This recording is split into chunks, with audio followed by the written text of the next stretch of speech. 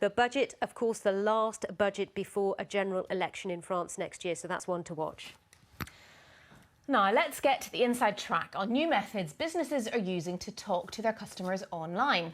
Many of you have probably used a website and you've seen a live chat box pop up offering real-time help and advice.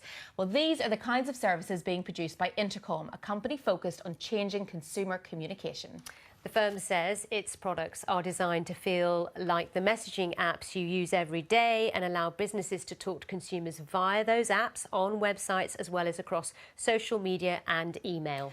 Well, today more than 13,000 businesses are using Intercom to reach 1 billion people around the world. The company currently employs 300 people who are based either at San Francisco or in Dublin, where it does its R&D, and it's raised $116 million in venture funding. I'm assuming most of that's raised in San Fran, but we shall find out. We can ask. And we can ask Des Traynor, co-founder and chief strategy officer at Intercom. Des, thanks for joining us this morning.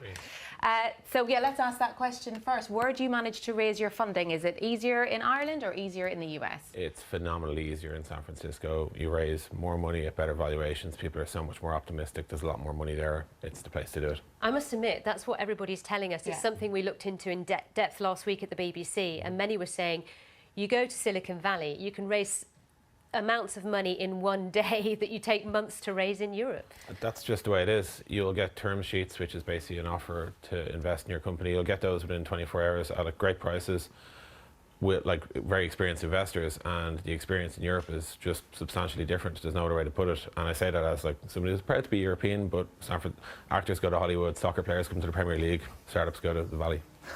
And do you think that's something that could start to change in the UK, in Ireland? Or do you think we're already so far behind that it's too late to catch up? I think what we'll see is maybe more like the Intercom model, where people have substantial presences outside of the Valley for a variety of reasons. But I don't really see the venture capital climate moving outside of San Francisco or Silicon Valley anytime soon. I must admit, sorry, I was just going to interrupt because I wanted to ask you a bit about your company. I'm a complete technophobe, but I have to say those kind of live box chat things, I get that. Yeah. I can understand that. It does help me with my problems, as it were. So I like what you're doing. But many other bigger names are doing the same thing, like Facebook, Google. They're all coming up with their own version of what you're doing. Are you not going to just get drowned out eventually? I don't think so. We have, like, as you said, 13,000 people who are choosing to use Intercom. The world where you like outsource it to somebody like Facebook or Google means, like, to use a simple analogy, if you're a regular high street store, do you want to talk to people in your store or do you want to talk to them in someone else's store? And that's how we see it with Intercom. People hand our customers give us their data so they know who their users are and what they're doing, and then they want to talk to them inside their product, not through Messenger, not through one of the other means. We do integrate with all of those other tools that you mentioned, but for sure people are genuinely choosing to prefer to have a one-to-one clear relationship rather than one that's based on advertising and handing over customer data.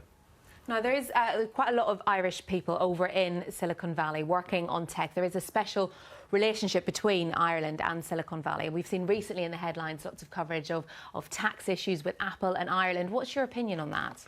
On the tax stuff specifically, it's really hard as a software company on the ground with an R&D presence in Dublin. We're one of the few people who actually build all our software in Dublin. It's hard for us to really stress out too much about like where we would stash our billions of dollars of profits just yet. It's not today's problem. I think the 13 billion figure and all that is kind of a little bit overblown right now, and I think what we'll see is the tax lawyers will figure it out. It'll eventually get washed away. It's a great media story right now because it fits into things like Brexit, the US election, repatriation of cash, Apple, all of these timely topics. But as an actual software company on the ground that should be feeling the effect of it, it's just negligible right now. Do you think they'll pay it? No. No. Any of it? I genuinely, I'm not a tax lawyer, but like I think the 13 billion is just crazy. Like certainly if they pay it, it won't be to Ireland. Like there's no way Ireland can claim it. I don't think so. And finally, Des, should the BlackBerry be put to one side? Is it over for BlackBerry? You know, technology advances, and I think, yes, sadly, fax machines and typewriters also had the day. BlackBerry's one of those, is it? I think so. It's experiencing its Kodak moment. For sure. Des, thanks for coming in. Appreciate your time. Now, the outspoken boss of Tesla, Elon Musk, has been outlining his vision to form a colony on Mars. The billionaire businessman plans to offer trips to the Red Planet for just $200,000 a ticket. I know some of you would send us for free. He was speaking at the International Astronautical Congress in Mexico, and here he is.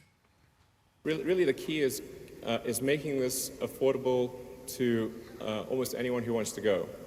And we think, based on this